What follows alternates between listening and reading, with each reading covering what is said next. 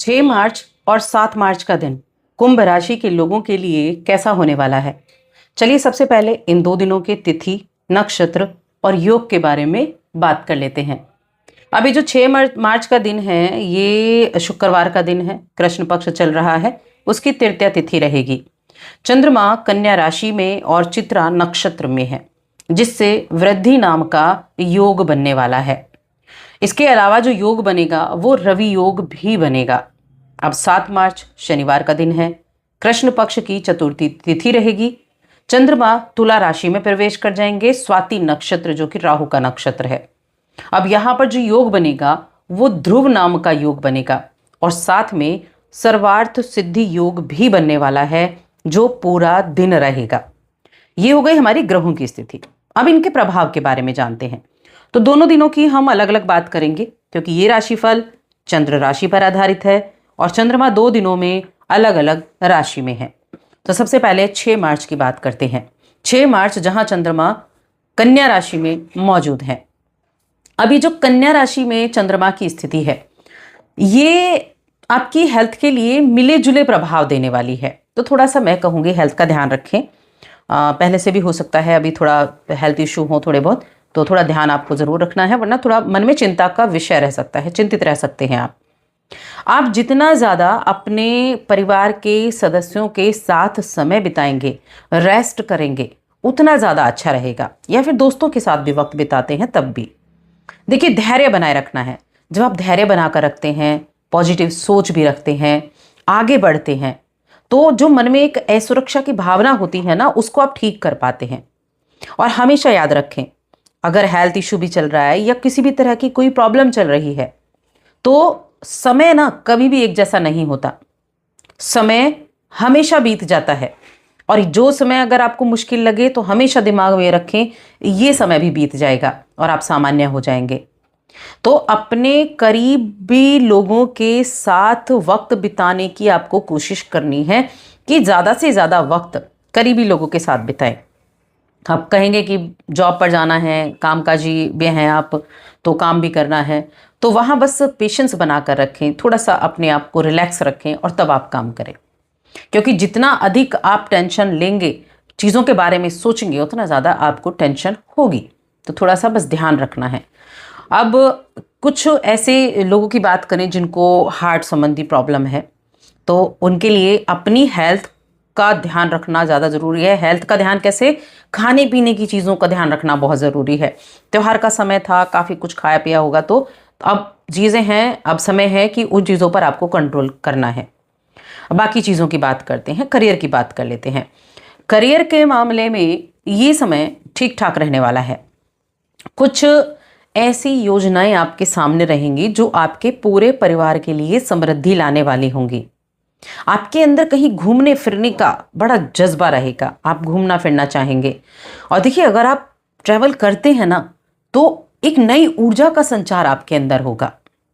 कुछ सेमिनार वगैरह में जा सकते हैं, कुछ मीटिंग वगैरह आप ले सकते हैं।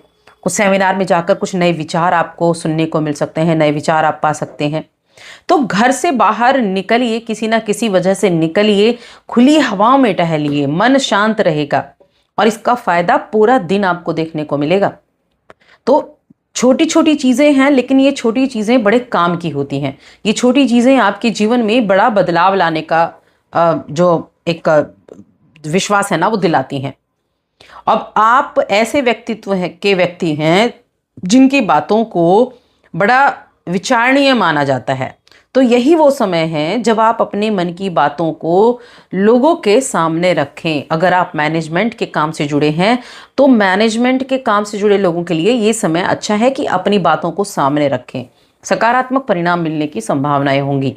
जहां आप भी ध्यान रखें, देखिए जो भी है अपने काम के हित में कर रहे हैं, आप जो भी आपका कार्य है उसके हित में कर रहे हैं, तो ये हित की जो कार्य की बातें हैं ये लोगों की समझ में भी आएंगे। भाषा आपकी अच्छी रहेगी, मधुर भाषी रहेंगे और बुद्धि का इस्तेमाल करेंगे। अपनी जो बिजनेस करने वाले जातक हैं ना, अच्छी बुद्धि का इस्तेमाल करेंगे। आप कुछ ऐसे काम से जुड़े हैं, जैसे कुछ डांस वगैरह हो गया, कला से आकर चीज़ें हो गई, कुछ म्यूज़िक वगैरह हो गया, ऐसी चीज़ों में आप जुड़े हैं तो ऐसी चीज़ें आपको प्रभावित करने वाली होंगी। कुछ ज्योतिष वगैरह में आपकी रुचि है तो ये चीज़ें भी आपको, देखिए रुचि भी है या फिर ये चीज़ें आपको अपनी तरफ आकर्षित करेंगी। डांस करना, कला से प्रेम होना, ज्योतिष में रुचि होना, तो ये चीज़ें आपको बहुत ज़्यादा आकर्षित करने वाले होंगे। बाकी व्यापार के मामले में ये समय बहुत अच्छा दिखाई दे रहा है, अच्छे रिजल्ट आपको देखने को मिलने वाले हैं। और कुछ भी अगर फाइनेंशियली आप थोड़ा वीक हुए या कुछ आपका ऐसा लगा कि आपको नुकसान होने वाला है तो आप थोड़ा सावधानी भी रखेंगे। अच्छे निवेश का रास्ता चुनेंगे, अच्छे समय है आपका, उस अच्छे समय का इंतजार करेंगे। कुछ चीज़ों की खरीदारी करेंगे जो बहुत ज़रूरी है, उसी की खरीदारी करें तो अच्छा रहेगा। देखिए थोड़ा सा मुट्ठी को ना बांध कर आपको चलना है, मुट्ठी को जितना बांध कर चलेंगे उतना अच्छा रहेगा। अब बात करते हैं 7 मार्च की। 7 मार्च को चंद्रमा तुला राशि में आपके भाग्य भाव में प्रवेश कर जाएंगे। अब देखिए यहाँ एक चीज़ है कि आपके भाग्य भाव में तुला राशि में छठे का स्वामी नवम भाव में गया है और नवम भाव का स्वामी द्वितीय भाव में आपकी राशि के स्वामी के साथ बैठा है, तो ये बड़ी अच्छी एक स्थिति है। अब इससे क्या होगा, एक तो आपका स्वभाव बड़ा अच्छा होगा, दूसरा ट्रैवल आप कर सकते हैं, छोटा बड़ा ट्रैवल कर सकते हैं, कुछ धार्मिक रूप से ज़्यादा सक्रिय रहेंगे, धार्मिक आपका रहेगा। और राजनीति या कानून के फील्ड से जुड़े हुए हैं तो आपके लिए अच्छा समय है। और इस दौरान अपनी बुद्धि का अच्छे से इस्तेमाल करेंगे। आप के लिए जीवन में कुछ परिवर्तन होते हुए दिखाई देंगे। ये परिवर्तन घर परिवार से जुड़े हुए परिवर्तन भी हो सकते हैं, यानी फैमिली में कुछ परिवर्तन हो सकता है, घर परिवार में परिवर्तन हो सकता है, अपने घर का रेनोवेशन वगैरह के बारे में सोच विचार कर सकते हैं, कुछ अच्छे निर्णय ले पाएंगे आप। ऐसी चीज़ें इस दौरान आपके जीवन में रहेंगी। बिजनेस के मामले में बड़ी कुशलता का अनुभव रहेगा, कुशलता भी आपकी अच्छी रहेगी। छठे भाव के स्वामी होते हैं नौकरी का, रोग रिपो ऋण का भाव इसको कहा गया है, भाग्य भाव में जाकर बैठे हैं। अब भाग्य भाव में जाना तो ये क्या रहेगा, आपके लिए इस दौरान जो हेल्थ इशू चल रहे थे उनमें आपको राहत देखने को मिलेगी।